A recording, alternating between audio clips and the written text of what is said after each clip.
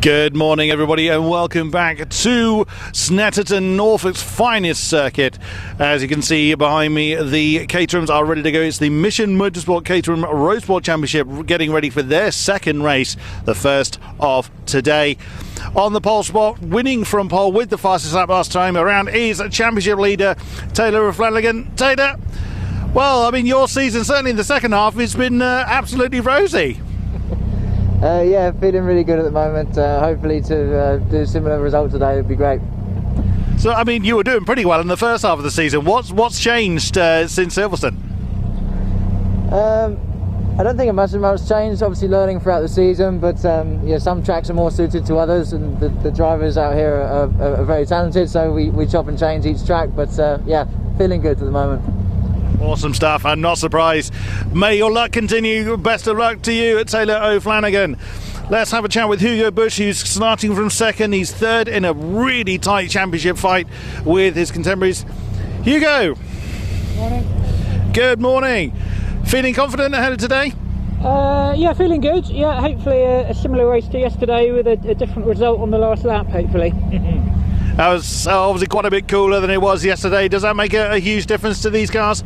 I think it might do with the tyres. I mean, we'll find out when we get out there.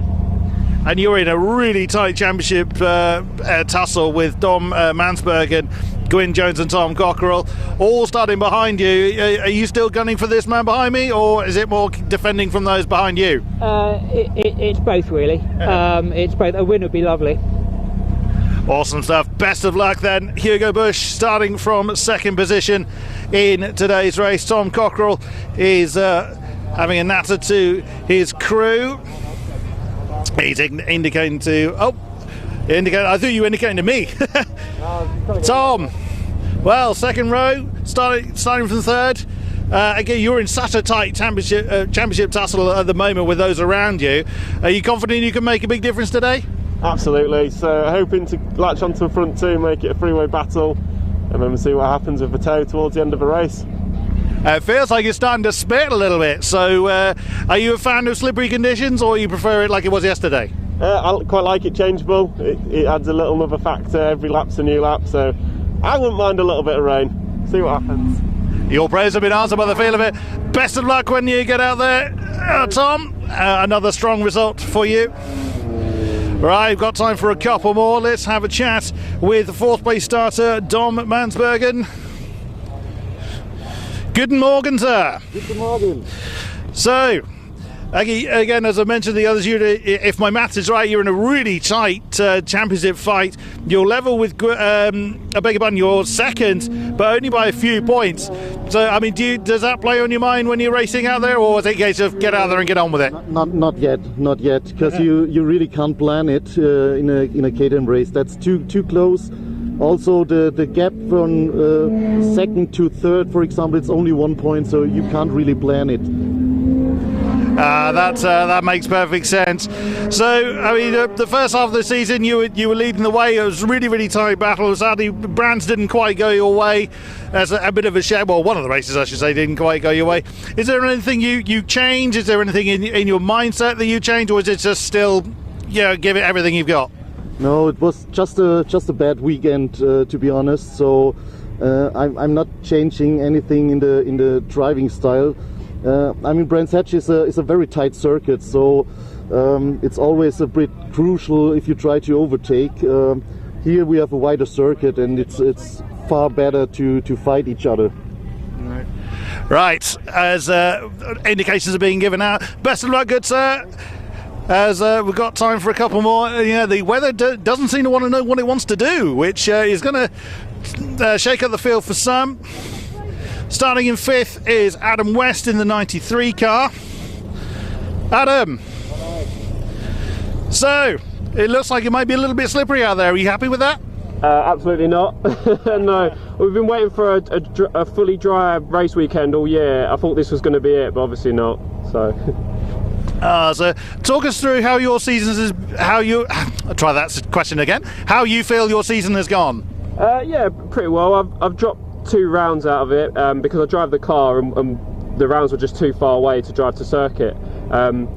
So I'm not in any contention for anything, but I've loved it every round I've been to, and managed to get a podium at Brands, so that was the highlight of the season so far. So are you gunning for these top spots today, depending on what the weather's doing, of course, or is it a case of defend from behind? I've got to try my best to move forward, see if I can ruffle some feathers up there. Good man. Best of luck out there, Adam. We wish you the best. One more then from Wales, Gwyn Jones. As mentioned, he's joint on points with Tom Cockerell at the moment. Gwyn. So locked in a battle for fourth, at least at the moment, but it's just a couple of points between you and your German arch rival over there. How are you feeling coming into today's race? Yeah, it should be a good race. Yeah, looks like it might be a wet one as well, so that will make things interesting. So, yeah. Well, as a Welshman, you should be used to the rain, surely not? Yeah, I should be, shouldn't I? I should be by now. So, looking forward to another strong result here today? Well, yeah, just you can do is try your best, and that's all you can do, isn't it? So, hopefully get a good result. Good man, good man. Best of luck out there, Gwyn. And one more. Excellent. We've got time to have another chat. It's good to get further down the grid to have a chat with more drivers. James Hall in the 98 car. Hello, James. Hello. So, starting from 7th, how are you feeling? Good. Bit concerned about the rain which has just started. None of us were thinking about that, but besides from that, yeah, hoping just to have a good race. Made up a few places yesterday, so yeah, confident. Yeah. So in conditions like this, in these road sports, does the setup really change an awful lot? Because obviously downforce isn't really a thing in these. So when it's a bit more inclement, does the setup change drastically? Yeah, just that you want it a bit softer, probably a bit less, yeah, sort of change the tyre pressures too, but we'll see. I'm hoping it will dry out by the time we're out. Gunning for the top spots or defending from those behind you? Probably defending from those behind me. You're a modest man. Best of luck out there, James. And we'll throw it to Scott in the commentary box.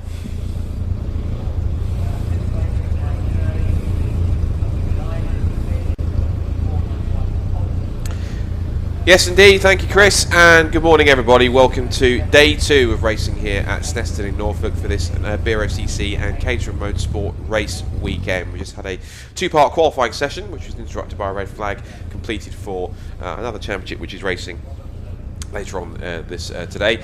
But we kick off today's action with our second race of the weekend for the Mission Motorsport Caterham Roadsport Championship. This is the second step on the 5-step Caterham Motorsport factory promoted ladder, with drivers here who've been fresh out of the academy from last year, from both the green and white group, all racing together this year for the first time for a championship.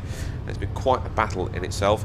I'm glad to say once again for me for the Caterham races today is Chris Hutchison, former Caterham champion and current Caterham 7 Championship UK racer as well. His championship finale comes in a couple of weeks at Cadwell Park. But as we talked about yesterday, Chris, you've been in this scenario before, going through your second season of racing. At this stage in their drivers' careers, given the fact they've had a whole season racing in the academy, slightly different spec with the upgrades onto the car, which we'll get onto in a second. By this point in their racing careers as Caterham drivers, what is usually the mindset of a Caterham driver? Is it just looking back at what they've learnt the past 2 seasons? How much have they developed compared to where they would have been at the start of the season?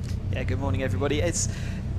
You never stop learning. Every single time you go out on track, you're learning something, whether it's a testing day, a track day, or every single race, some new scenario comes up. Yet they have been faced with a whole season of academy and now nearly a whole season of their road sport. So they are definitely getting to that point where they're starting to understand the basics and the mechanics of everything, and they're really just fine-tuning. And again, you'll find that everyone starts becoming closer on times as they start learning those tips and tricks. So you can see some spots of rain there on the camera, so there's another element bringing into this morning. It's only sort of drizzly weather at the moment, but it adds a little bit of doubt in your mind. Because we're on the treaded tyre, you don't actually need to change tyres for the wet weather, but it certainly changes your approach, and you would generally choose a slightly different setup in wet weather. So again, it's just situations like this which add another element of unknown to, and maybe they haven't been faced with this situation before, but as they progress through road sport, they certainly learn those skills as they're just leaving Parc Fermé now to sort of sit on the grid for a bit. Yeah, and the key thing is, of course, as well with those drivers, is that as they've kind of moved on, they've kind of been able to use that point to keep on moving up and particularly these weather conditions, as it will be slightly different, there isn't every chance here that they might get a second green flag lap to adjust to the conditions, because it was a bit brighter and a bit sunnier yesterday, but this morning, for a Sunday morning, a little bit darker, a little bit grey, a little bit murkier. You can see the headlights are on all the cars as well. So it is different conditions, which means the tyre temperature is going to be different, the track temperature is going to be different, the air temperature is going to be different, and even though you think, well, just temperatures, they can all combine, all make quite a big difference in how the car performs and how it grips compared to yesterday, because different track, tyre and air temperatures can give a whole different range of performance on several different levels. Yeah, and including the tyres, obviously that's your main, it's the only contact point between yourself and the track, and if the track's a bit colder and maybe a little bit slippy, and your tyre temperatures haven't come up, then your pressures of your tyres differ. And in a Caterham, tyre pressure actually makes quite a big difference to the handling characteristics. You can adjust the balance and all sorts using just the tyre pressures alone. But yeah, I'm not sure whether the conditions are going to be suitably different in here for an extra green flag lap. We'll see whether the Clark course calls for it, but at the moment I think it's more kind of mental rain at the moment, as in it's in your head because you see the spots of rain, but actually when it comes to the driving it won't make a difference just yet. As we both know, this is a situation for drivers where if it is starting to drizzle and get a little bit greasy out there, those ironically are the worst conditions that they want to have, because as a racing driver, as you fully all know, you either want the setup one of two ways: fully wet or fully dry, because you know exactly what parameters you need to change into what areas. When it's in between, that's when it becomes a setup nightmare. It can become a real setup nightmare. Yeah, there's nothing you can do obviously in your car. You're sat on the car, so you've really got to drive what you've got underneath you. And yeah, but there would be different things you can do as we're going through the grid, Scott. Yeah, we'll catch on that in a second, but let's go through the grid. It's set by the results of race 1 yesterday. So points leader Taylor and Flanagan will start on pole position alongside Hugo Bush in second. Then Tom Cochrane and Dominic Mansberger make up the second row ahead of Adam West and Gwyn Jones, who starts much better today after he started back in 12th in race 1 yesterday. James Hall and Sam Gibbons then come next on row 4 to start 7th and 8th. And the top 10 is completed by Steve Lancaster, who starts 9th, and Christopher Broom, who recovered well from a spin yesterday to pick up the final top 10 spot. Row 6 is Ron Mounsey, and then Ryan Lovett, who I think did well to survive damage to the front of his nose section, but they managed to, I think, hopefully repair that and get it going for today's second race. Peter Mock comes next on the 7th row alongside Adrian Mariadis in number 81. We go back to the 8th row of the grid behind him for Kevin Turner and Ian Hapgood, who start 15th and 16th on the grid. Then it's Mike Hilton and Marcus Eels, who will line up on the 9th row of the grid to start 17th and 18th. And then Simon Arnold and Chris Griffith will round out the 20-car grid for this second race of the weekend for the Mission Motorsport Caterham Roadsport Championship. So just a reminder of the Caterham Roadsport cars. As we mentioned, these are cars which have already entered their second year of competition life. They started out as academy cars last year, but then upgrades are very simple. They simply just give them a new different set of tyres. They switch them from the dedicated academy specification Avon tyre which they run onto a tyre which they'll use over the next 3 seasons, which is the Avon ZZS tyre. They also run a rear anti-roll bar as well, and that increases the grip and reduces the body roll, particularly roll on oversteer. And that means that all of that combined can give you roughly around about a 1 to 2 second lap time difference and be that little bit quicker in terms of the car. So only just a couple of small changes on the car that are made, but it does give you a couple of extra setup parameters, which actually does make quite a big difference in terms of how quick. And it is amazing how much time a rear anti-roll bar and a different set of tyres can make compared to the original car.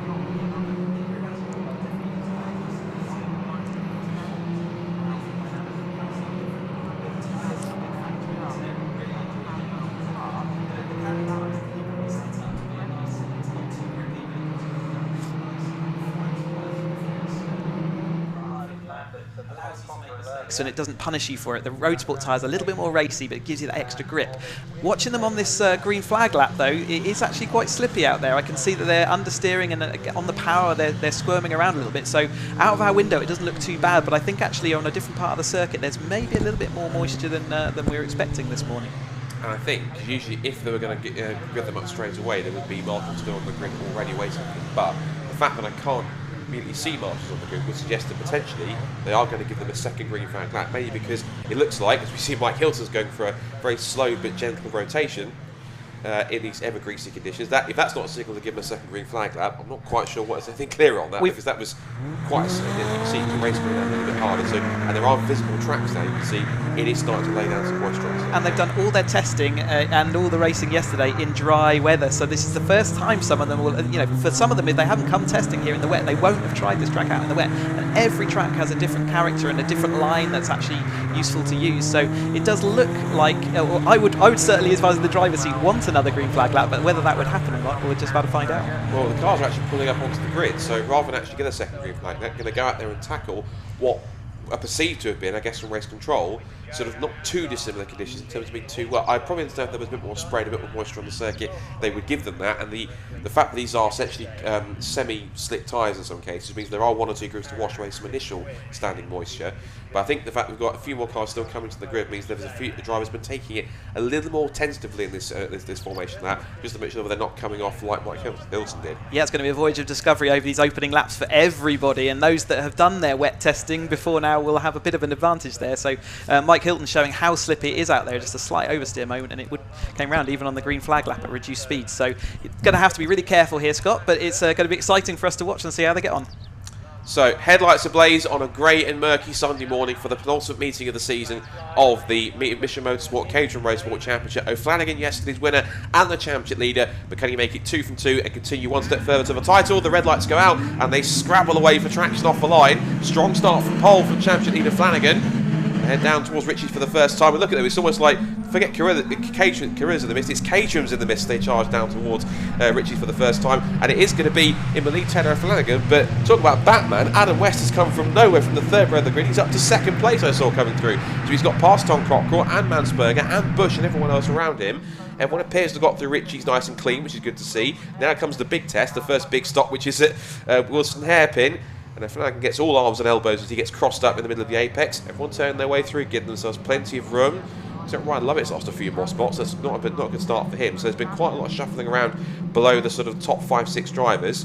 And back into Palmer. Everyone just taking different lines and different confidence levels in the first few corners. But so far, Flanagan leads the way as they come out of it. He's taking going off the racing line. But a great start from Adam West up to 2nd place, living up to his nickname. Yeah, brilliant. In these reduced conditions, if you get your clutch bike point exactly right and your revs right, you can absolutely fly off the grid compared to others who maybe got a bit of wheel spin. But brilliant there. Hugo Bush slipping quite deep into the field at the moment, so he's got a bit of work to come back up, and that could be crucial in the championship. Everyone doing a good job so far, though, of taking it nice and easy and making sure that they're safe as they're going around. No big dramas just yet, but we've seen Dominic Mansberger before in the Roadsport really be good in the wet, so maybe he's just coming towards his conditions that he really loves. But yeah, great start to be in 2nd place already. Yeah, it's a good reminder that Dominic Mansberger is essentially, in these kind of lower ranks, the Caterham Rainmeister, no pun intended being German, but even so, he's currently at the moment in 4th position, and you have to say again, given some of the performances he's put in previous times when it's been adverse conditions, you certainly wouldn't bet against him putting on quite a good performance if it does start to get even wetter.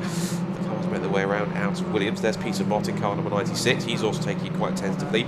So off the Bentley straight, they tiptoe and then put their foot down towards the Brundle Nelson complex. There'll be a couple of drivers braking a little earlier than usual because, again, this is not fully dry, fully wet conditions. It's that area in between where it's greasy, it's a little bit tricky, a little bit treacherous, and cars don't have a guaranteed amount of grip in there. You don't know what's going on. That's Mike Hilton's gone for his 2nd excursion of the day already. After you had the spin on the formation lap, he's clouted either the barrier or someone else. So his car is out of the race already. And that might have been someone who's either struggling or possibly who was tied up with him. That is car 20.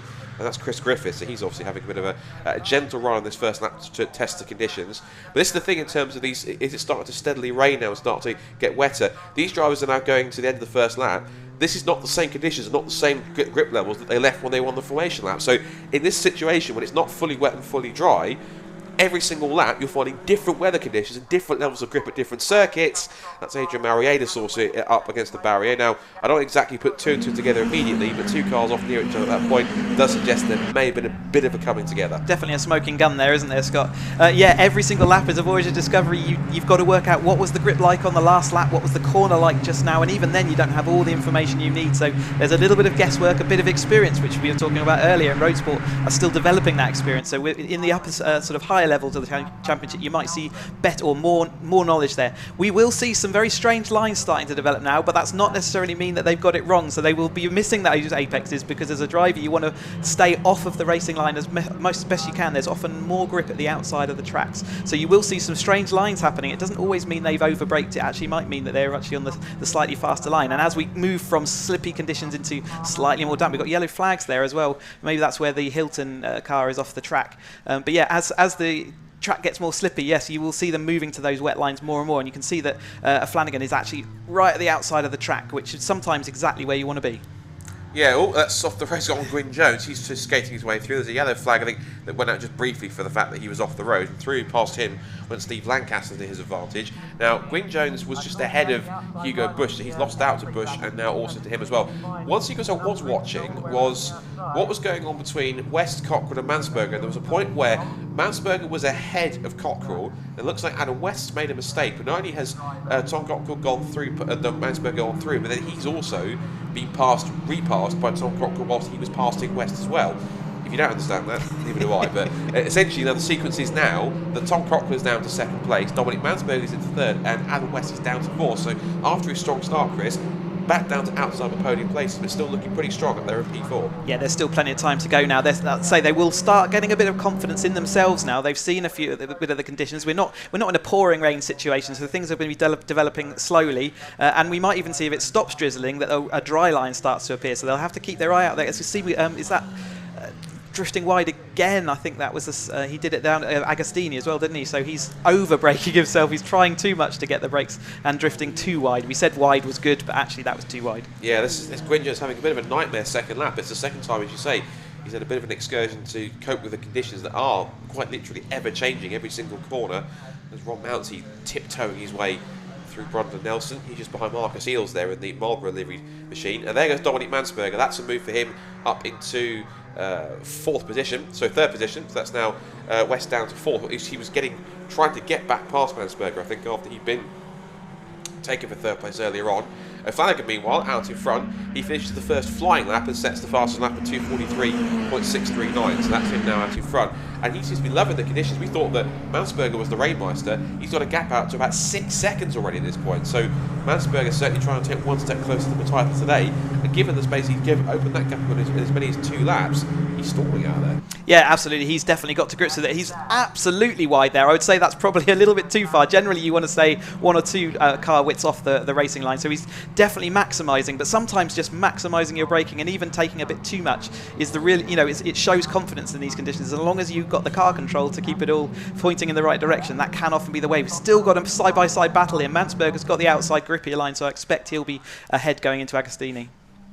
It almost looks like O'Flanagan literally is the only person out on track, because when you saw him on track there, both O'Flanagan and Mansberger amongst their battle hadn't even come through Palmer in towards Agostini. So incredible stuff, and they're still going at it. Oh, and Flanagan and Cockrell I thought was taking that wide line, but again, that catches your eye, because even me for a second, you think they're going straight on off the road, they haven't braked, but they are purposely going to the outside line, because to reinforce what you said, on the racing line, ironically, when it's wet, obviously if you apply wet to rubber on the circuit, it becomes the opposite of what you get in the dry. It's incredibly slippery, so you have to go offline to find the parts of the circuit that are more straight down to the ground, rather than carrying a layer of rubber put down from all the dry running, because then the parts of the circuit that don't have the rubber, ironically in the wet, the more grip that you do have, as you clarified. So that's them simply searching for the grippier parts of the circuit and not the traditional racing line. Otherwise, if they brake on the racing line, rather in the dry where they get lots of grip and then probably slow down quicker, it just is a one-way ticket to speed the car up by skating off. Yeah, absolutely, and yeah, you want to be anywhere where the racing line isn't, and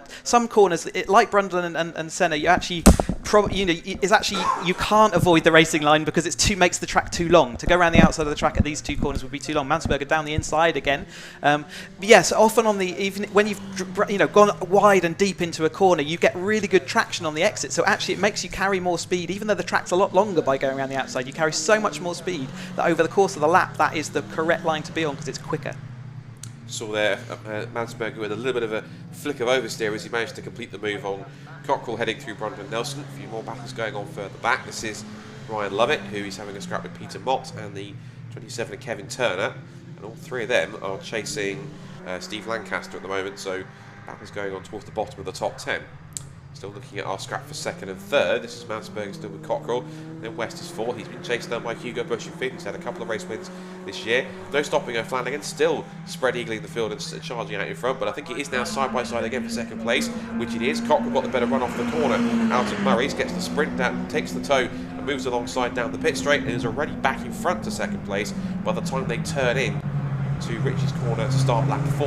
And looking in terms of lap time comparison, whether it's just the fact that they're battling or not, Flanagan's last lap was a new fastest lap of the race again, as we mentioned, 2:43.141. But that's at least 2 to 3 seconds quicker than anyone else. We thought Dominic was the rain master. Taylor seems to have picked it up all by himself. Yeah, we're not in the soaking wet conditions where we've seen Dominic really have a good time. We just saw Dominic there getting no traction out of that corner, but had nowhere to go. Cockerell had nowhere to go, so couldn't make the most of it. But yeah, Flanagan absolutely maximising. I wonder whether he'd been here in the slippy conditions on one of a track day or a test day, perhaps, that's given him that extra confidence. Maybe he's just had a slippy day and he's just woken up and had a good, as we said yesterday, had his Weetabix or other brands are available. But yes, Dominic now ahead again, but he has been choosing the inside line on a couple of times, and it has affected. You can see him going he's drifted to the outside because he's got no grip, but yeah, he was going for the inside line and drifting out, so he's still not necessarily find how to maximise, but he's put his car ahead and that's where he wants to be. We've got the normal sort of contenders, haven't we, all lined up now, so as the race has developed a bit, Hugo's back on the tail of this pack. So as these four continue to scrap, it's pretty much giving advantage Taylor and Flanagan by almost 10 seconds in that lead at the moment. The rest of the top 10 completed by Steve Lancaster in 6th, Chris Broom in 7th, Gwyn Jones, who's slithered down to 8th after his early mishaps. 9th is Sam Gibbons and 10th is Ryan Lovett. And then looking at the rest of the order, there's not really anyone else who's too out of position really. James Hall's not having a great race. He had a decent one yesterday, but he's down in 14th at this point in time. He's 38 seconds off the lead, so got some work to do to make that one up. Meanwhile, out of a distance, having a very casual, murky Sunday morning drive is Taylor O'Flanagan, and certainly pulling away to the tune of about 2 to 3 seconds a lap, which is pretty extraordinary, and I think we'd agree is rather un-Caterham-like. You don't normally get them pulling away by that much, unless you are that much more comfortable with the car. And as Tom Cockrell and co are slithering around there in 3rd place to try and find the grip, again, really is ever changing with the conditions. It's still sort of drizzling and raining out there, but it's making the circuit very steadily different, and even a minute change in grip on any corner can be the difference between a couple of tenths or making a mistake or not. It really is an adventure out there in terms of finding out exactly what kind of grip you've got and having to pretty much rethink your line in every corner, every single lap, because it's never the same each time you come to it. Yeah, and yes, so these are the kind of conditions we would have a different setup, or we'd choose to use a different setup if we were going out for now. But they will have gone out on a purely dry car setup. They'd have, had the rear anti-roll bar as stiff as they can go to give them all that sort of extra dynamics. But in the wet, that causes you to lose the rear end, and we'll have some great examples of people. Great car control on show as well to sort of control all that, but you can see the cars squirming and moving, which you can't always see in the dry, so it's good to see that. So I think possibly for this lap that's just completed, the Taylor's decided to back it off a little bit because he started to feel the effects of the different conditions, because he's done a 2:44.1. Dominic Mansberger, whilst it's a personal best for him, he's still half a second off the pace of Flanagan out in front. So Flanagan leads the race as we come towards the into the second half of the race with about 8.25 minutes to go. Mansberger is there in 2nd place, Cockrell 3rd, West 4th and Bush 5th. But here's your race leader and your championship leader here, as he now looks for that wider line going into Agostini, just next to that wide approach. And so you wait a few seconds, then continue waiting, and you continue waiting, and then the battle for 2nd place appears. And down the outside looks Tom Cockrell, and again, he's not out braking himself, he's taking that wide line to try and get the better traction round the corner onto corner exit. And if they can still stay side by side, which they have, it gives Cockrell the chance to get the better run off the corner and stay in front for 2nd place. So Cockrell then back into P2. And remember, the top 2 at the moment are the outgoing Caterham Academy champions, because later on this morning and today we are definitely going to be crowning our 2021, provisionally, our 2021 Academy champions. And then they will also have the Caterham Academy Autumn Trophy race this afternoon, which is essentially something of a graduation race to see the drivers of both groups racing on track together in a single competitive race, rather than being both groups racing together that we had at Silverstone Grand Prix, but simply racing amongst their own drivers for their own championship points. So that'll be quite a fun way to see them graduate in style. And Steve Lancaster having a very quiet race, and he's still staying ahead of Gwyn Jones, who, after his earlier mishaps in the tricky conditions, hasn't really kind of gone forwards. There's not really been a weekend where he's been showing himself as a main front runner this weekend. He has been, and definitely is a main front runner, just it hasn't worked out this weekend for whatever reason, just the pace or just the setup or just the luck that hasn't been with him. But he hasn't shown the pace that's seen him win races in the past this weekend, and not really feeling it here. So yeah, it's, sometimes tracks are a bit like that, or you have a weekend where it's just not working for you. Pre-event testing, things like that, so it's sort of learn more about. But equally, in these kind of conditions, it's really easy to smooth yourself. If you have a break yourself in a particular place, then you're following that, you've got to work out, okay, what did I do wrong? Were I on the wrong part of the track? Did I all those kind of decisions, and so you can spook yourself, you can therefore lose the pace, and sometimes if you're running on the wrong line, it can feel like there's absolutely no grip out there, but actually if you just move a couple of meters left or right, there's loads of grip. So it's about knowing and exploring where the grip is on the track, and perhaps he hasn't just learnt that bit of his racecraft quite as well as some of the other guys just yet. Yeah, he'll be hoping if he can try and bounce back at Kempball Park and try and keep up at least his second or third place in the championship, because of course he'll be, if he drops back a little bit, he'll be mainly battling the likes of Flanagan, Mansberger, and I'm also going to mention Hugo Busch. And the reason why I'm going to mention him is because he's now woken up lap time wise. His last lap was a 2:43.531. He's now gone past Adam West. He's gone round the outside of Dominic Mansberger, who is the renowned Caterham Rainmeister at this point, this stage in the Caterham ladder. And now as the move's complete, now he's going for second place. There's still the evergreen leader, Taylor O'Flanagan, as he continues on in the lead of the race. His lead gap is 12 seconds so far. He did put in a 2:43.2, which was only a tenth off the fastest lap of the race. And Mansberger does try and fight back on the run towards Agostini. He takes that deeper approach into the hairpin, but Busch sticks to the inside and figures out quite quickly that the outside line is giving much more grip, so he should have gone there when he could. Now it's giving Adam West a chance to get back involved. And with 5 minutes to go, the win looks almost practically certain, but second down to fifth, as we see in typical Caterham fashion, is anyone's guess between these four.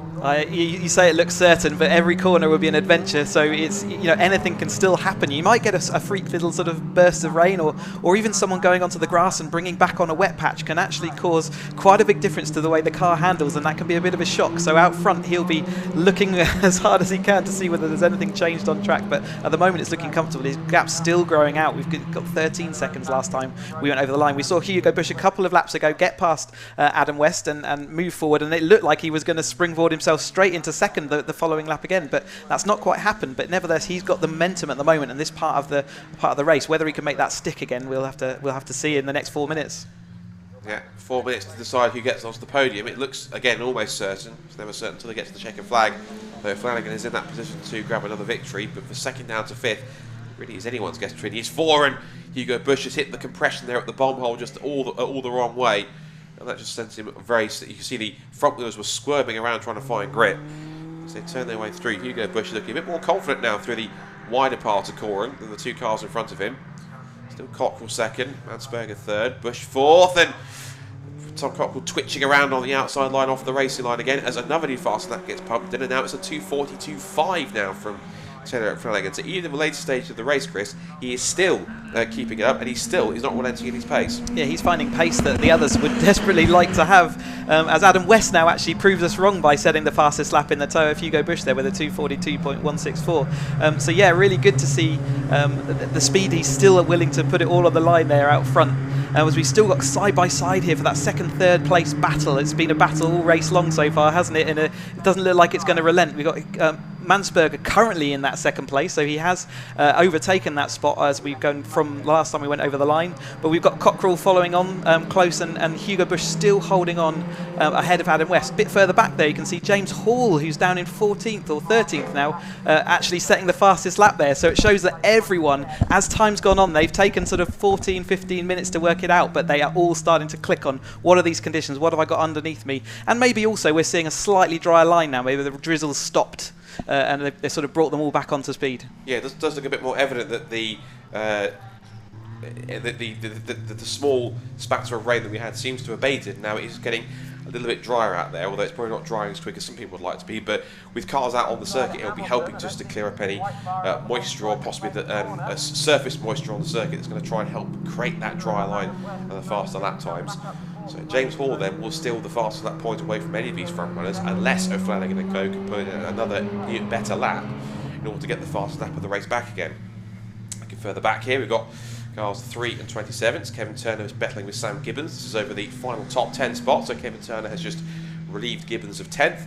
And also in there too, we've got Peter Mott in the yellow car, 27, and then James Hall, who we mentioned has just taken the fastest lap of the race, there in 13th place in the zebra liveried car, number 98. So a minute and a half to go as they watch the battle going on for 9th. Head into Oggies now. This is on lap 7. Now with our quartet battling over the 2nd, 3rd, 4th and 5th positions, and Tom Cockrell finds himself right in no man's land because he's lost out to Mansberger on that lap, but also he's lost out to both Hugo Busch and then almost Adam West before Batman himself spins around and I don't think there was contact, but he just caught a damp patch right off the racing line. Just as he went out of it, and that Nelson tried to get the power down. It is an excitement trying to complete the move on Cockerell, and it just got away from him. Yeah, it's so easy to do. You just press that accelerator slightly too much, and the rear end gives up on its grip, and once it's gone, it's just wheel spinning, and you're heading to your spin you can't do anything about it. But Hugo Bush absolutely nailing this last. See Cockerell there sort of drifting out wide, but Hugo Bush absolutely nailing the tail end of this race. Can he get past Mansberger on these final? Well, it's going to be the final lap, isn't it? Yeah, last lap border's gone out, and Flanagan heads down. Mansberger now does take the fastest lap of the race, 2:41.220, so he will get the bonus point if he can stay like this for the remaining 3 miles of racing. To which they go for now the last time, with about 27 seconds left on the clock. So Tom Cockerell trying to just skitter around and find some grip here, but Hugo Bush certainly coming a bit better in this second race. He had to kind of charge his way through a bit more in the first, as Cockerell takes the wider line into Wilson to keep onto the rear roll cage of Hugo Bush, get the better traction off the corner, which has worked. And as Hugo Bush was trying to find grip, Cockerell found it quicker and pulled himself alongside. I'm certain he would have been on the outside line heading into Palmer, which we'll look at in a moment when we switch back to the leaders. Here goes Turner ahead of Peter Mott, so I think Sam Gibbons lost a couple of places because they're all chasing down Chris Broome. And it has been, well pointed out by Chris, there has been the switch around. So Mansberger is in second place. When they come into view, yes, Cockerell is into third now. Still sliding around, but he's managed to hold on to the place. Bush is down to fourth at this point, and that was purely just because, again, that wider line worked for Tom. He's done that several times. But he took the wider line, had much better grip, and you saw the amount of punch he got off the corner, much better than Hugo. Whilst he was spinning his wheels trying to find grip, Tom had it, and he managed to get the move done, I'm pretty certain, on that outside line at Palmer, which is not easy, given that part of the circuit is off camber. Yeah, so you've got the outside line round the hairpin. We tucked it onto the sort of inside of the corner on exit, which gave him the traction up the inside of Hugo, and then the actual outside of Palmer is the place to be, especially in these conditions. Whilst we've been saying it's drying out, I could just, again, by watching the pictures, it's definitely by no means dry, and there are some bits of the track which are still treacherous. As we see, actually, Cockerell's actually got such a slingshot that it looks like might even get a chance to catch up with Mansberger. Meanwhile, back out in front, just pretty much having a casual ride for himself, is Taylor O'Flanagan. But forgive us, Taylor, we have to look backwards to see what's happening for second place and who he's where at this point. And it is Cockerell to the drive he got off the corner. That Mansberger's off the road, he's off onto the grass, skating across it towards the hairpin. He'll have to give the position back though, because he can't let him through that way, which he does. He couldn't stay ahead, otherwise, if he finished ahead of him on the flag, he would have been given a time penalty for that. So, in courteous and in spirit of the rules, he has to give the place back if he gained an unfair advantage to make a position. But meanwhile, Taylor O'Flanagan has pretty much been in front from the lead and stayed there and hasn't been challenged at all. He will now go to Capwell almost certainly with one hand on the Roadsport title. He heads up to the checkered flag and will make it a perfect double sweep here at Snetterton. It's race 2 victory for Taylor O'Flanagan. Makes it a double here in Norfolk, a fantastic way to put himself in contention for that championship. And now for second and third, Cockerell will get closed down by Mansberger in the end, but Cockerell will take second, and he pinches the fastest lap, 2:37.937. What a storming final lap that was from Tom Cockerell to take third and then second, and then set the fastest lap of the race by some margin. What a lap! Yeah, that could be championshiply important as well, couldn't it? That could actually have some implications going on. We've got spins happening late in the race there. That's Hall spinning around just as we're coming onto the final. He's been a bit disappointed that he's done all that effort in the last corner. He let it go. We just checked that no one else does pinch that last lap, fastest lap. Obviously, there's speed out there to be found, but at the moment, that extra point could be really crucial. Could be.